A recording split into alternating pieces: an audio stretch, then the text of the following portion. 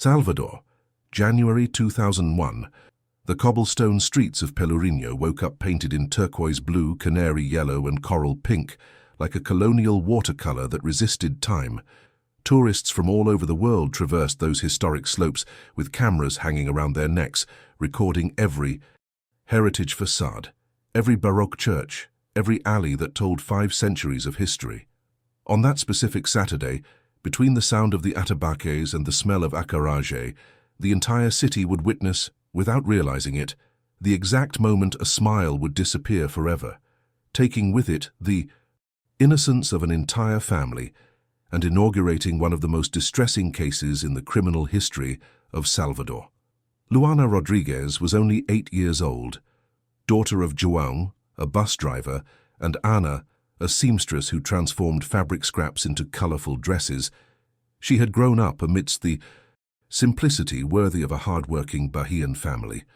On that Saturday morning, João had the day off and the family was going to the historic center to do what they liked best: watch street artists buy coconut candy, cocada, at the square and photograph the sunlit slopes. Ana had embroidered flowers on the pink dress Luana would wear, and the girl could barely contain her excitement as she adjusted the flower crown an artisan had given her as a gift. The bus climbed slowly through the narrow streets, gradually revealing the view of the sea and the buildings stacked like bricks in a giant nativity scene. Luana pressed her face against the foggy glass, pointing out every mansion she recognized. Her brother Pedro, 15 years old, feigned disinterest, but guarded that moment, like so many others, that made up the texture of a happy childhood. Upon getting off at Praça da Sé, they were swallowed by the crowd. Improvised guides, sellers of Lord of Bonfim ribbons, musicians playing the berimbau, capoeira circles under the strong sun. Ana held her daughter's hand firmly, while João negotiated with a coconut candy seller, and Pedro, already wanting autonomy, walked a few steps ahead, photographing with a disposable camera. After traversing the main slopes, Ana remembered she needed to pick up an order at a small fabric shop. The shop was on a busy corner, next to an old bar where locals played dominoes while tourists passed with bags of handicrafts.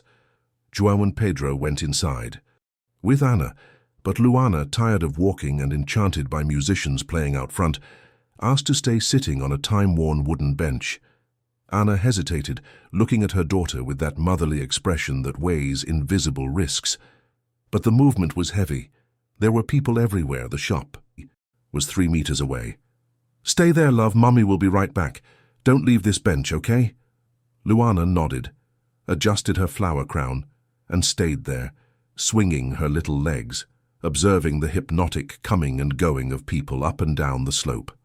What happened in the following minutes would be reconstructed only by fragments. A French tourist had taken a photo of the street at that moment. In the background, a girl in a pink dress sitting alone. A ribbon seller vaguely remembered a woman approaching the girl, perhaps offering something. A taxi driver had noticed a white car, stopped in a prohibited spot, engine running, but didn't think it important. When Ana came out of the shop 5 minutes later, carrying the package of fabrics and talking to João about the price of linen, her heart took a few seconds to process what her eyes already saw. The empty bench, Luana's pink backpack fallen on the ground. She must have gone to the musicians, but when Ana walked to the group and didn't find her daughter, when João started screaming Luana's name through the alleys, when Pedro ran down the stairs asking everyone if they had seen a girl in a pink dress and flower crown, reality drew itself with frightening contours. João stopped traffic in the middle of the slope, screaming until he was hoarse. Ana ran from door to door, entering shops, bars, galleries, showing the photo of Luana she carried in her wallet, her voice increasingly trembling. Pedro felt his stomach turn as he ran down and up the same staircases, as if repetition could undo what was happening. The military police arrived within the first hour. Questions about clothing, physical characteristics, how long it had been, if there were family feuds, if the child could have gotten lost. Every question cut the hope that this was a misunderstanding. Pelourinho, which minutes before was a postcard, transformed into a threatening labyrinth. Every alley could hide an answer, every closed door guard a secret, every unknown face be a witness or accomplice. Street vendors began to help, scouring areas they knew, entering abandoned mansions, checking basements and backyards. The news spread, and in a few hours, the name Luana Rodriguez was already echoing on the radios. 8-year-old girl disappears in the historic center of Salvador. Family asks for help. At the station for the protection of children and adolescents, Delegate Augusto Noguera was finishing his shift when he received the call. A veteran with more than 30 years of career, he was a few months away from retirement. But something in the tone of his colleague's voice, something in the description of that girl who vanished in broad daylight amidst hundreds of witnesses, made Augusto feel that tightness in his chest that only difficult cases provoked. He grabbed his car keys, dismissed the end of the shift, and headed straight for Pelourinho. When he arrived, it was late afternoon, and the golden light of the sunset painted the facades with intense tones, creating a cruel contrast between the beauty of the scenery and the drama unfolding. Augusto found Ana sitting on the same bench where Luana had been, embraced by her husband, both in silence. Pedro was leaning against the wall of a mansion, staring fixedly at the cobblestone ground. The delegate introduced himself, asked the family to repeat everything from the beginning, noted every detail in his black-covered notebook, exact time, time in the shop, description of the clothes, if Luana was afraid of strangers. Augusto knew the first hours were crucial, that every lost minute diminished the chances. While he talked, he was already mentally organizing the next steps: teams to search every building, sniffer dogs, security cameras, list of vehicles that entered and left the region. He knew he was starting a race against the clock, and that all of Salvador would be watching how the police handled the disappearance of a child in the most tourist-heavy area of the city. That night, while the Rodriguez family returned home in silence, unable to accept that the day had started with joy and ended with the void of a missing daughter, Salvador went into a state of alert. Flyers with Luana's photo were printed in a hurry and distributed by volunteers who glued the posters on poles, bus stops, bar doors. The police station's phone number was broadcast on radios, and the image of the smiling girl appeared during TV. Breaks. If you have seen Luana Rodriguez, contact immediately. Pelourinho would wake up on Sunday under a heavy silence. Merchants saw, pasted in front of their establishments, the face of the missing girl. Tourists arriving in search of photos were met with tension that contrasted with the vibrant colors of the buildings. And at the bottom of every alley, the question hung in the air: where is Luana? For Augusto Noguera, that would be just the first of many sleepless nights.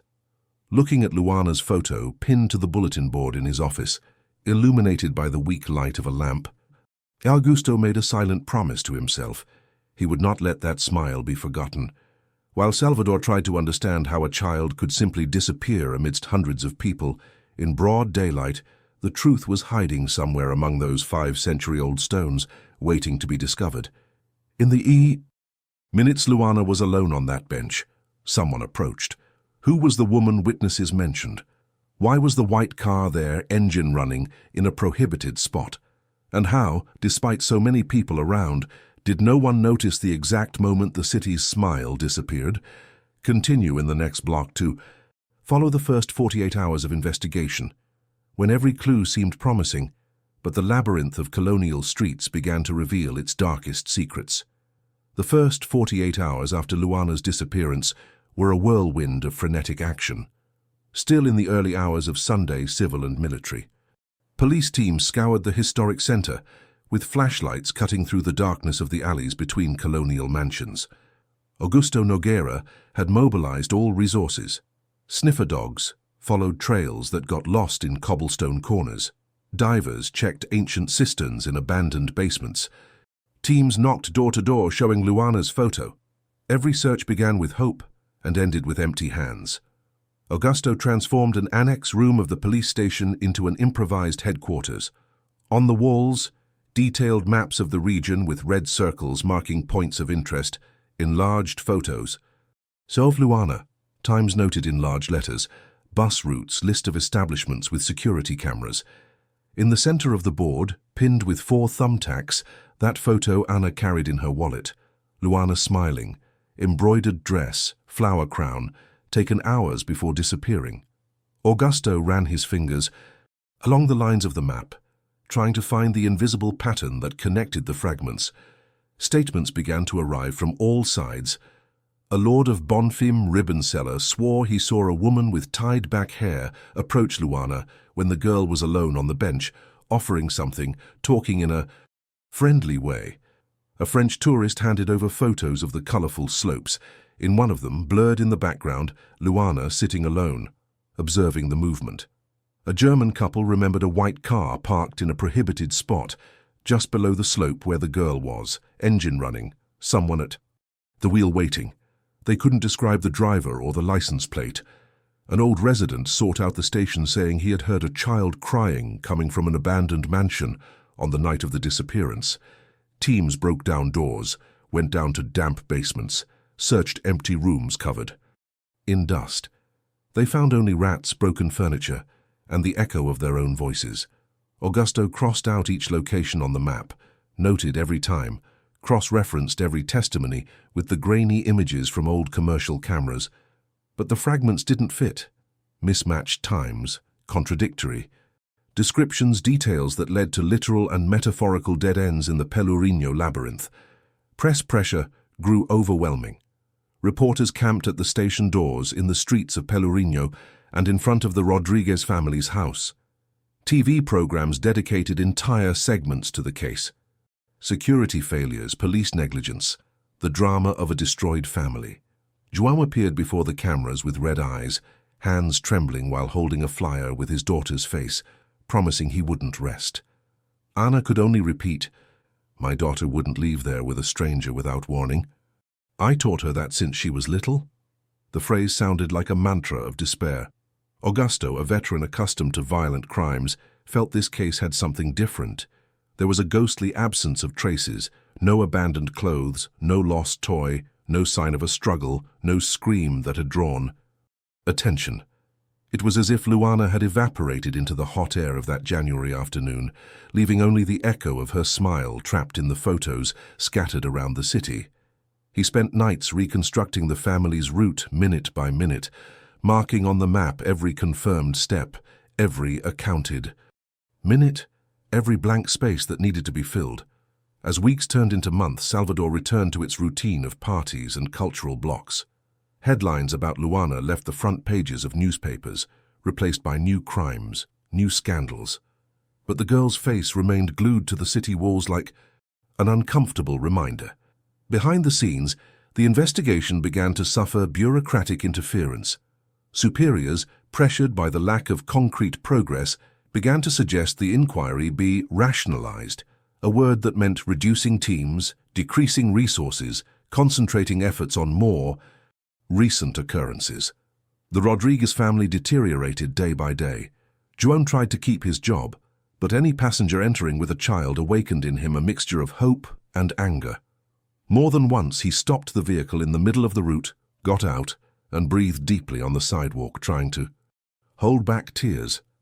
Anna developed a ritualistic routine, calling the station at the same time, noting every word in a hardcover notebook, then going out alone to scour areas the police had already checked, as if her presence could make her daughter reappear. Pedro, the teenage brother, started, completely avoiding the historic center, taking absurd detours on his way to school to not pass near those slopes.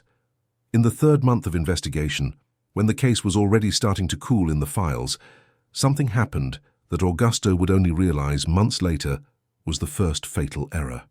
During the review of statements for inquiry consolidation, an assistant investigator, overwhelmed and working on multiple cases simultaneously, incorrectly transcribed a crucial detail of the taxi driver's testimony regarding the white car. In the original statement, the taxi driver mentioned the vehicle was below the slope on the left side of those going down, near the corner with the alley. In the official transcript, it appeared as above the slope, on the right side, near the square. The difference seemed subtle, irrelevant. But in the labyrinthine geography of Pelourinho, where every corner led to completely different directions, that error meant future checks would be made in the wrong area, Witnesses sought in the wrong establishments, the entire line of investigation regarding the white car contaminated by inaccurate information. Augusto focused on dozens of other fronts and, trusting his team's competence, did not notice the discrepancy. The report moved forward, was filed along with hundreds of other pages. That small typographical error, buried amidst so much paper, began silently working against the search for Luana, diverting efforts, distorting facts, transforming a potentially valuable clue into just another dead end. Meanwhile, teams repeatedly returned to the wrong side of the slope, knocking on doors of businesses that had nothing to do with the case, losing precious time while the true location, where the white car had been parked, where right witnesses might have seen something, remained unexplored. The cobblestone streets continued receiving tourists who took smiling photos of colorful facades without imagining that somewhere between those ancient stones, a dark secret remained untouched. 3 months, hundreds of work hours, and a swapped number in a report. An inverted direction that would condemn Luana's case to walk in circles for the next few years. How can a simple bureaucratic error be the difference between finding a child and burying her forever in the cold files? And while the Rodriguez family fell apart in silent despair, how many other clues were being lost in the labyrinth of Pelourinho's alleys? Continue in the next block to witness the darkest moment of this story, when everyone, even the obstinate Augusto Nogueira, begins to accept the unthinkable, that perhaps Luana will never be found. 5 months. After the disappearance, the board in the station dedicated to the Luana case began losing space to new photos, new maps, new occurrences, demanding quick answers. What was once a priority came to be treated as a process in progress, with no forecast for conclusion. Augusto Nogueira watched, powerless, the reduction of his team, seeing experienced investigators being reassigned to impact operations while Luana's inquiry slid, little by little, toward the shelf of temporarily archived cases. Every time he entered that annex room, now emptier, quieter, he looked at the girl's photo in the center of the board and felt the weight of the promise he had made to himself transform into an anchor of guilt. The Rodriguez family entered a spiral of silent pain that was worse than the despair of the first days. Despair, at least, was action, movement, screams that still carried hope. What came after was a different type of suffering.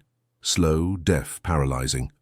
Anna stopped sewing for clients, packed up the atelier that was in the back room of the house, because she could no longer bear to see children's dresses without remembering the last one she made for her daughter, the one with colorful embroidery that appeared in all the missing flyers. Neighbors, initially supportive, gradually stopped placing orders, not for lack of compassion, but because every conversation at the Rodriguez door seemed to invade a pain so deep no one knew how to deal with it. João started changing bus lines whenever he could, asking for reassignments, accepting longer and less profitable routes, anything to avoid circulating through the historic center. But the city seemed to conspire against him. Inevitably, some traffic detour, some protest, some cultural event forced the bus to pass near Pelourinho. And then he would go back to seeing his daughter's face in every child running up the slopes. More than once he stopped the vehicle at an irregular stop, got out, and chased a girl in a colorful dress who, upon turning around scared, revealed a completely different face. The passengers, embarrassed, waited in silence while João returned with slumped shoulders, empty eyes, murmuring apologies no one could hear properly. Time, instead of healing, crystallized the unanswered questions. Special dates turned into cruel reminders. An empty chair at the table at Christmas, a birthday gift without a recipient stored in the closet, a lit candle in the window facing the narrow street during the Feast of St. John. The neighborhood saw that flickering light as a lighthouse of a ship stubbornly waiting for someone to return, even when the sea had already swallowed any chance of return. Pedro grew up among portraits of his sister and old reports kept in a plastic folder, developing a kind of silent mission: never let Luana's name be forgotten, even when everyone around seemed tired of touching the subject. He pasted new flyers over the old ones fading in the sun, updated the contact phone on the posters, created profiles on emerging social networks with his sister's photo. For Augusto, the hardest blow came on a grey afternoon in June when he received, by official letter, the formal recommendation to conclude the inquiry with the status of insufficient elements for indictment, which would pave the way for the definitive archiving of the case. On the day he signed the report, alone in his office, he felt the weight of every page as if he were definitively burying the chance to give an answer to that family. He recorded in cold, technical, bureaucratic letters a failure he knew would haunt him beyond his approaching retirement. The last line of the report read, "Possible diligences exhausted, provisional archiving suggested until emergence of new evidence." Augusto knew what that meant in practice. The case would be stored in a cardboard box, stacked with hundreds of others in a dusty archive no one would open again. There were also false hopes that hurt more than silence. Anonymous phone calls claiming to have seen Luana in neighboring cities, in street markets, in bus stations, always with vague descriptions, always demanding the family go there personally to verify. Ana and João traveled kilometers chasing ghosts, a girl selling coconut candy in Cachoeira, another begging in Feira de Santana, a third playing in a square in Itabuna. None were Luana, blurred photos sent by well-intentioned correspondents, always of similar-looking children filmed from behind or from afar.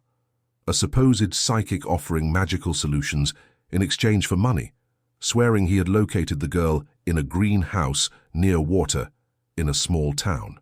A description so generic it fit half the cities in the northeast. Every illusory clue forced the family to relive the day of disappearance as if the wound had been opened anew. The lowest point arrived on a rainy night in January 2006, on the 5th anniversary of the disappearance.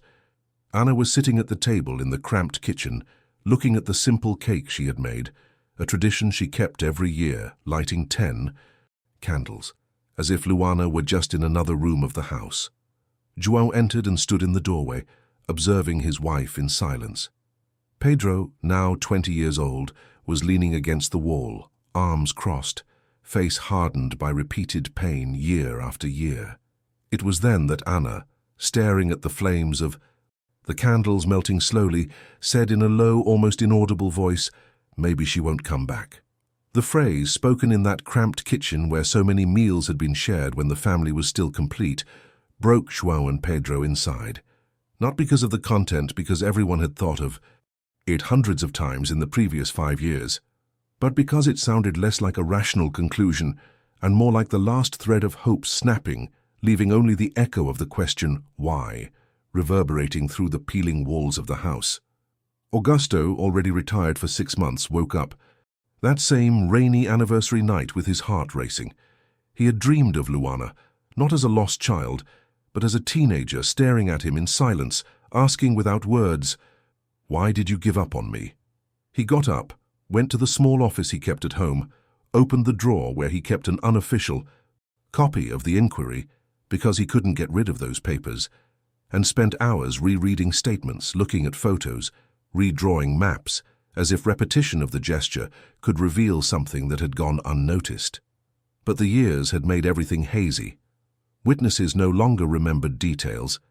Commercial establishments had closed, old security cameras had been discarded, and that bureaucratic error in the statement about the white car remained there, hidden between the pages, silently poisoning any attempt at precise reconstruction. In the streets of Pelourinho, life followed its normal course. Tourists continued taking photos of colourful facades, musicians played on corners, Lord of Bonfim ribbon sellers announced blessings and protection. The flyers with Luana's face, which once covered poles and walls, had been replaced by ads for shows, parties, cultural events. Only a few. Older residents, when passing by the wooden bench where the girl had sat for the last time, felt a tightness in their chests and said a silent prayer. The city had moved on, because cities always move on. But in a humble house in the lower city, and in the small office of a retired ex-delegate, time had stopped on that afternoon in January 2001. It is precisely when everyone seems to have given up, when the process falls asleep in a cardboard box in a dusty archive, When Anna finally admits the unthinkable and Augusto carries the guilt as a silent cross, that a forgotten detail within those files begins slowly to catch someone else's attention. 5 years later, a young investigator newly arrived at the department will receive the apparently bureaucratic task of digitizing old inquiries, and what she will find in a brown envelope forgotten at the bottom of the folder will change everything. Continue in the next block to discover how a case considered closed resurfaces, thanks to the gaze of someone who refuses to accept that the truth is forever hidden among the ancient stones of downtown Salvador. 5 years after Luana's disappearance, in 2006, the civil police of Bahia initiated a project to digitize old inquiries, prioritizing emblematic cases that occurred in high-traffic areas like the historic center of Salvador. The goal was to modernize archives, create cross-reference databases, and, who knows, give a new chance to investigations that had hit the technological limitations of the time. Amidst piles of bound, dusty processes smelling of old paper and faded ink, the young investigator newly arrived at the department, Carla Meneses, 26 years old, received the apparently bureaucratic task of reviewing and cataloguing the inquiry of the girl. Missing in Pelourinho in 2001, Carla, raised in Salvador and accustomed since childhood to traversing those cobblestone slopes towards school, vaguely remembered the flyers with Luana's smiling face glued to poles when she was still a teenager. She remembered conversations among adults, rumors, conspiracy theories circulating through neighborhoods, how that case had marked the city for months. Reviewing now, in high resolution on the station's modern scanner, the photos attached to the process, was like opening a time capsule that mixed nostalgia and indignation. Seeing the stamp archived, without conclusion, on one of the last pages, right after the final report signed by a certain Augusto Nogueira, generated in her a feeling difficult to name, something between professional frustration and personal revolt. Carla spent days scanning documents, organizing statements in chronological order, creating digital folders with standardized names. It was mechanical, repetitive work, but she caught herself reading every page with increasing attention, mentally reconstructing the case, imagining the scenes, feeling the anguish of that family that had lost everything in 5 minutes of distraction. It was upon reaching the end of the pile of documents that she found something unexpected.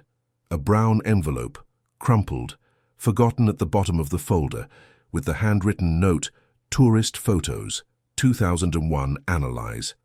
The envelope was stuck to the back cover of the process by years of pressure and humidity, almost invisible, as if the file itself had tried to hide it. Inside it was a sequence of images printed on common photo paper, already yellowed at the edges, sent years before by a foreign couple who had visited Pelourinho on the day of the disappearance. According to an attached letter in English handwritten, they only learned of the Brazilian girl's case weeks later, when they were already back in their country, upon seeing an international report on child disappearances in tourist areas.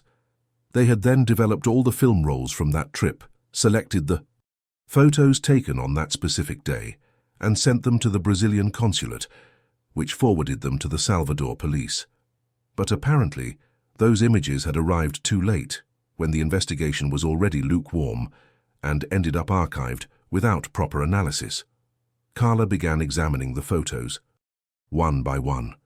They were typical scenes of colonial streets, street musicians playing for tourists, colorful mansions, irregular pavement reflecting the late afternoon light, street vendors, capoeira circles. In the 5th photo of the sequence, something caught her attention. In the background of the image, almost like a reflection captured by chance, it was possible to see a child in an embroidered dress and flower crown walking next to a woman with tied-back hair towards a white car parked on a steep corner. The photo was slightly out of focus in that region, as if the photographer had moved at the moment of the click, but the scene was there recorded forever. Carla enlarged the image on the computer, adjusted the contrast, increased sharpness using software that didn't exist in 2001. It was then she realized something no one had noticed at the time, perhaps due to the precarious quality of the original print. The window glass of one of the houses partially reflected the side of the vehicle, revealing 3 digits of the license plate and a sticker of a tourist transport company. The reflection was faint, almost ghostly, but it was there. She enlarged it further, adjusted. The contrast again until she managed to identify not only the numbers, 4, 7, and 3, but also the almost erased logo of the sticker, which showed a stylized van and the words Turismo and Baixa. Carla felt her heart race. She searched the inquiry for all mentions of the white car and found the statements of the taxi driver and other witnesses. It was then she noticed the discrepancy. The original statement mentioned the car below the slope, left side of those going down, but the official transcript said above, right side. That error, buried for 5 years in the files, had diverted the entire investigation to the wrong place. She went back to the enlarged photo. The car was exactly where the taxi driver had originally said, below the slope, left side. Someone had committed a transcription error that condemned the case to oblivion. During the following days, Carla worked obsessively. She cross-referenced the 3 digits of the plate and the logo with the database of transport vehicles registered in Salvador in 2001. The search returned 17 possibilities, but only one matched the profile. A white van, plate ending in 473, registered in the name of a micro-enterprise called Turismo Cidade Baixa, which had ceased activities in March 2001, just 2 months after Luana's disappearance.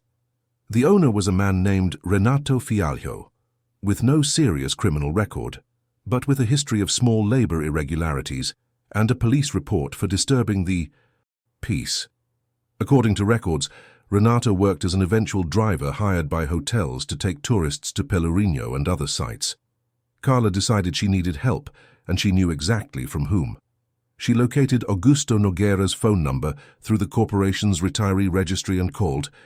When the ex-delegate answered, she introduced herself, explained she was digitizing the Luana case and had found something important. There was silence on the other end of the line, a heavy silence, loaded with 5 years of guilt and regret. Then Augusto's hoarse voice, "Which case?" But he knew exactly which case. The case of the girl from Pelourinho, Luana Rodriguez. Another silence then. What did you find? 2 days later, Augusto was sitting next to Carla at the station, analyzing the enlarged photo on the monitor, hands trembling slightly while holding a magnifying glass over the high-resolution print she had made. He said nothing for several minutes, just looked at that image that had been there all along, hidden in a forgotten envelope, waiting for someone to find it. When he finally spoke, his voice was charged with contained emotion. "I failed her," Carla replied firmly. "You didn't fail. There wasn't this technology. Now we have it. Let's find who did this." Together, Carla and Augusto formally reopened the case, arguing there was a new concrete investigative line based on unexplored photographic evidence. The reopening generated skepticism among superiors archived. Cases rarely come back with happy endings, but the duo was convincing. They returned to the cobblestone streets of Pelourinho, now with the enlarged photo in hand, showing merchants and long-time residents the face of the woman walking next to Luana in the image. After many negatives and murky memories, after all, 5 years had passed, an old pension owner recognized something familiar in the photo. According to her, that woman used to accompany tourist groups as an informal guide, always close to van drivers circulating in the region. They called her Sonia something. She always hung around with a driver, Renato. The name confirmed the connection. Carla deepened the investigation and discovered that, shortly after Luana's disappearance, Renato Fialho and a woman registered as Sonia Marta Ferreira had moved to a small town in the interior, registering as owners of a simple inn for passing travelers. Even more disturbing, in an interior police station, an old bulletin mentioned the couple only in passing in an inquiry about possible irregularities in informal adoptions, but nothing had moved forward at the time due to lack of concrete evidence. The puzzle was starting to take shape. 5 years, a forgotten envelope, 3 plate digits reflected in a window, and now 2 names, Renato and Sonia. The photo no one saw in 2001 finally reveals the path the investigation should have followed from the beginning. But is there still time? Where are Renato and Sonia now? And more importantly, is it possible that Luana, after 5 years, is still alive somewhere, living under another name, unaware that an entire family never stopped looking for her? Continue in the next block to follow the operation that will change everything. The moment Carla, Augusto, and a special team arrive at the small interior inn and find something no one dared to hope for anymore. Upon deepening the investigation into Renato Fialho and Sonia Marta Ferreira, Carla discovered that, shortly after Luana's disappearance, both had discreetly moved to a small town in the interior, registering as owners of a simple inn for passing travelers. The abrupt closing of the tourism company in March 2001, the relocation to a rural area, the change in professional activity, everything pointed to a calculated escape. In another interior police station, Carla found an old bulletin mentioning the couple only in passing in an inquiry regarding possible irregularities in informal adoptions, but nothing had advanced at the time for lack of concrete evidence. The pattern began to draw itself with disturbing clarity. Carla and Augusto spent days reconstructing this trajectory, cross-referencing move dates, vehicle registrations, and fragments of old statements, until mapping a timeline that coincided disquietingly with Luana's disappearance. Faced with this new scenario, a task force was assembled discreetly to avoid leaks. The team gathered experienced investigators, public ministry, prosecutors, and a social worker prepared to deal with the possibility of finding, in that interior inn, someone who had been taken from her family years before. The plan was simple.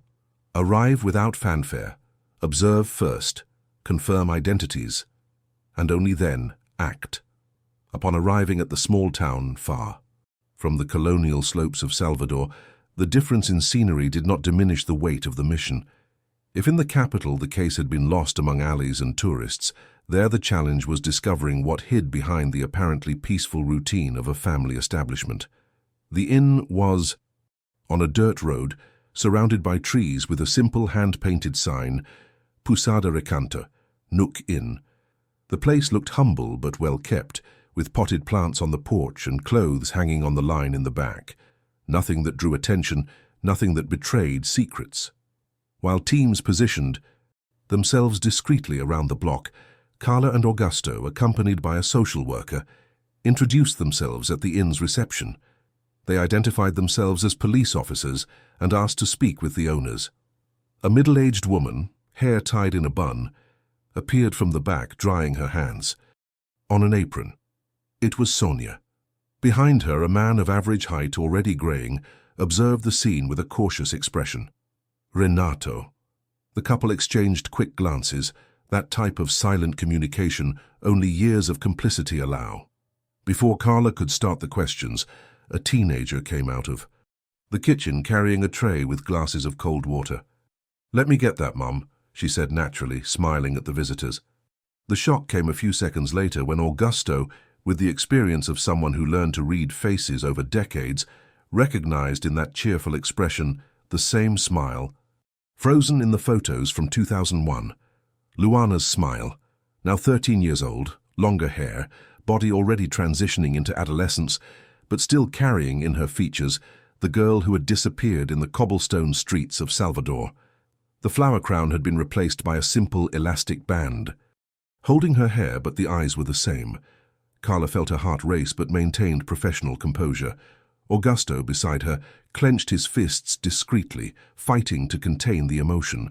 The girl, registered there under the name Victoria, had no idea there was an entire family that had never stopped looking for her, nor that her face had been for years the symbol of an unsolved case in her hometown.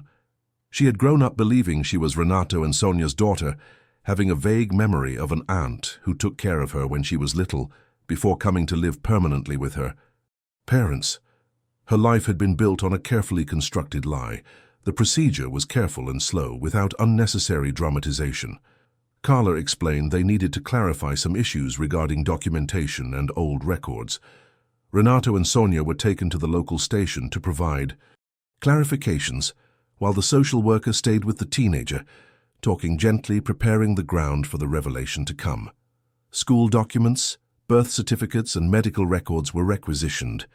Every paper examined revealed piece by piece the construction of an identity forged over 5 years, sustained by incomplete stories and a web of omissions that took advantage of the distance between the interior and the capital. In Salvador, the news reached the Rodriguez family like lightning in a cloudy sky. Carla called the station maintaining the family's updated registry first, asking an officer to go personally to the house in the lower city before giving any information. Anna, who had learned to contain hope to protect herself from new falls, collapsed upon hearing there was a strong possibility the teenager found was Luana. But she asked with a trembling voice that they only used that name when they were absolutely sure, as a way to protect everyone from another possible frustration. João, who was at work, was located and returned home immediately, driving at high speed, hands sweating on the steering wheel. Pedro, now 20, dropped everything at college and ran home. DNA comparison tests were carried out with top priority. Samples from Anna and João were collected and sent along with samples from the teenager to a specialized lab. The days of waiting for results were torturous for everyone involved. Carla visited the teenager daily, who remained under social service care, trying to build a delicate bridge between the past she didn't remember and the present about to reveal itself. Augusto, for his part, couldn't sleep properly, waking up in the middle of the night with a racing heart, thinking of all possibilities, all the lost years. Official. Confirmation arrived on an August afternoon. The DNA test showed 99.9% compatibility. The teenager was, in fact, Luana Rodriguez. Carla called Augusto first, and the two cried on the phone without any shame, releasing 5 years of guilt, frustration, and tireless searching. Then they called the family. Anna answered, and upon hearing the words, "It's her, it's Luana," dropped the phone. Her knees gave way, and she held onto the kitchen table, sobbing loudly while João supported her, not yet understanding what had happened. Pedro picked the phone up from the floor, heard Carla repeat the news, and for the first time in 5 years allowed himself to believe the impossible had happened. The confirmation did not end the complexity of the case, but marked the point of highest emotional tension in the narrative. The transformation, before the public eye, of a disappearance without solution into a story of unlikely reunion, a direct result of the persistence of a retired investigator and the obstinacy of a young police officer who refused to treat an archived file as a thing of the past. Renato and Sonia, confronted with evidence, began to crumble in their statements. The story they told was disturbing. Sonia, who worked as an informal guide, had approached Luana that day offering to take the girl to a toy store while her mother was busy. Renato waited in the car. The initial intention, they claimed, was just to take care of the child for a few days and then return. But with the passing of time and the absence of biological children, they decided to raise her as if she were theirs. A story that sounded rehearsed, convenient, but would be dismantled later by prosecutors.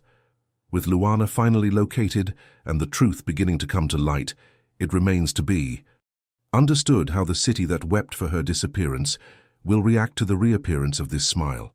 What will be the consequences in justice and in the girl's life for all those who contributed to keeping her distant from her family? And most importantly, how will a 13-year-old teenager, who grew up believing in a life that was never truly hers, deal with the revelation that everything she knew was a lie? Continue in the last block to see not only the legal outcome, but above all the human impact of this reunion on the Rodriguez family, on Augusto, and on Salvador, which returns to seeing in its historic streets a new form of hope. Luana's reunion with her family was not a moment of immediate fairy tale, but a succession of scenes charged with contained emotion, estrangement, and gradually recognition. In the first meeting, held in an environment prepared by psychologists, specializing in prolonged disappearance cases, Anna entered the room walking slowly, as if afraid everything was just another cruel illusion. When she saw the teenager sitting there, with the same eyes she had kept in her memory for 5 years, Her entire body trembled. Luana looked at that woman who cried without being able to speak, without fully understanding what was happening, but feeling something deep move inside her chest, as if a very old memory tried to emerge from the depths. The hug that followed wasn't immediate or perfect, but it carried the weight of 1,000 nights of waiting and accumulated pain. Anna cried not only for the joy of finally having her daughter back, but also for the accumulated grief of 5 years needing to live with absence and constant doubt about the girl's fate. João, seeing the two embraced, felt his knees give way and needed to lean on the wall, bringing his hands to his face to hide tears he couldn't hold back. Pedro, now a 20-year-old man, watched the scene with a mixture of relief and anger because he knew those 5 years could never be returned, that his sister's childhood had been stolen and replaced by a lie. But there, in that imperfect and fragile moment, the Rodriguez family began to rebuild itself. Luana, for her part, needed to deal with the devastating revelation that her origin story was not the one she knew.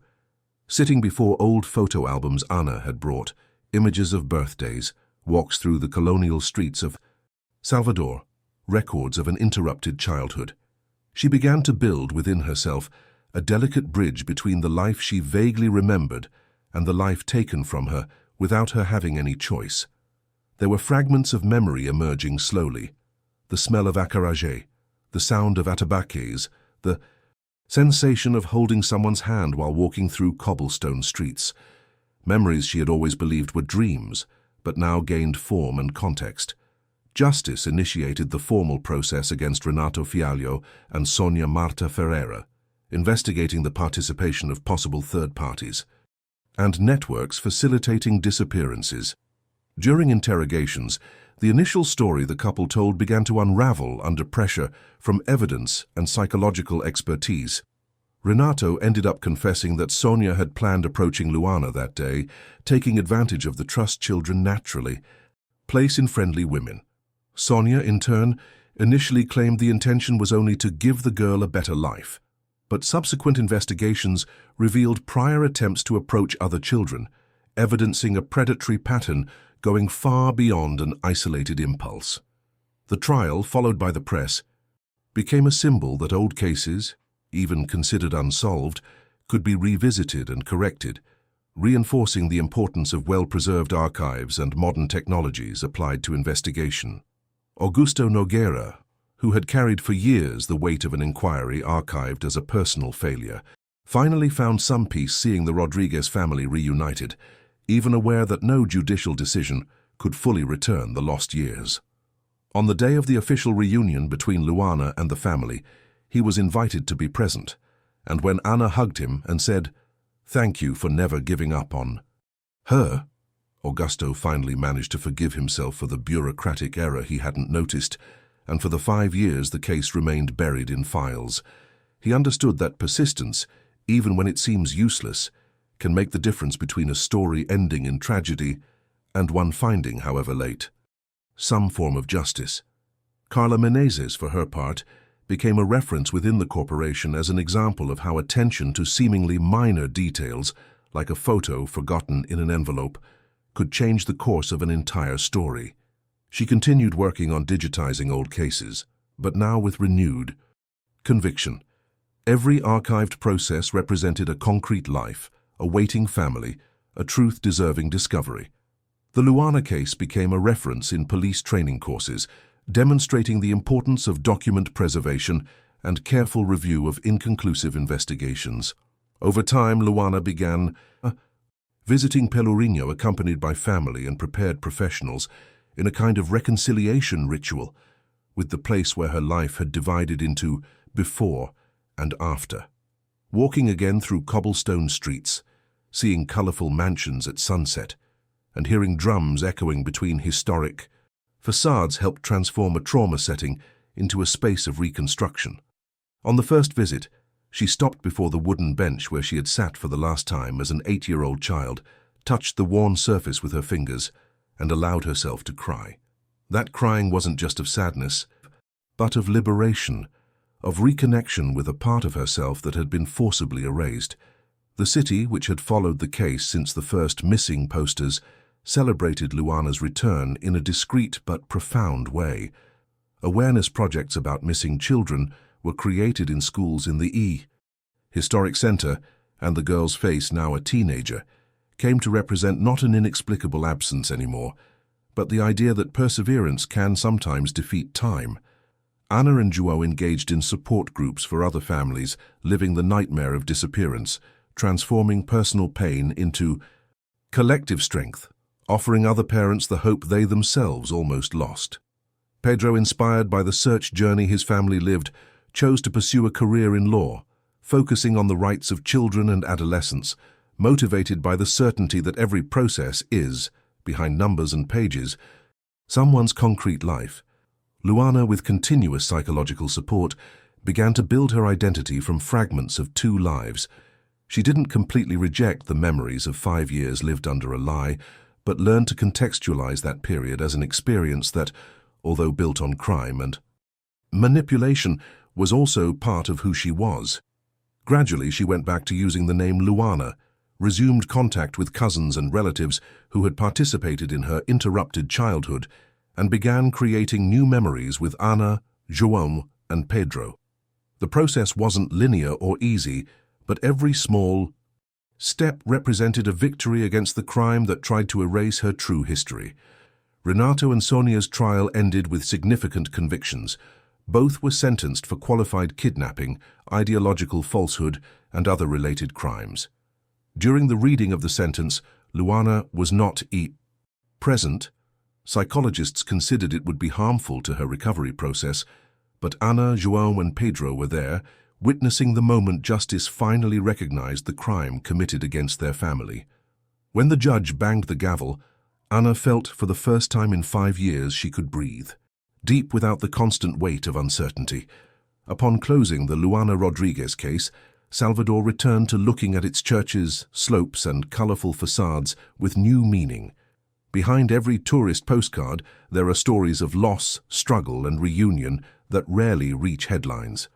Luana's smile, the same one that disappeared in January 2001 and was tirelessly searched for 5 years, now returned to the historic streets, no longer as a painful memory, but as a symbol of resilience, justice, and the importance of never giving up.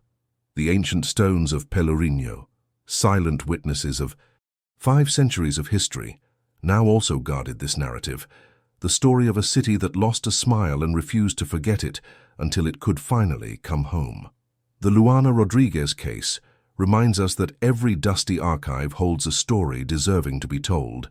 Every forgotten photo can contain the missing key, and every waiting family deserves the persistence of investigators like Augusto and Carla. How many other smiles of the entire city still wait for justice in archives across Brazil? How many truths remain hidden, waiting for someone to refuse to accept archiving as the final answer? This is the final message of the solved archived case of Salvador. Hope has no expiration date, and justice, however late, is still justice.